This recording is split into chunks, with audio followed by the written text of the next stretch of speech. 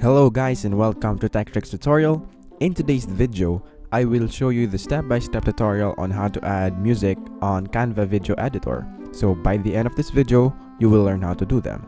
So without further ado, let's get into it.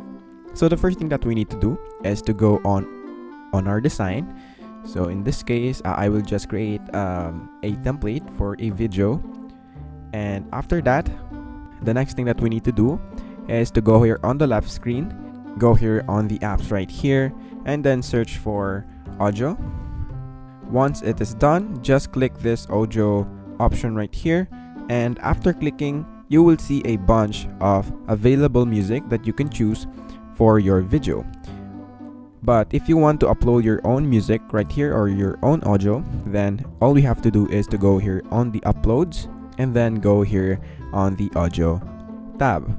And then after that, just click this upload files yourself, or you can record yourself. But for this one, just click this upload files right here.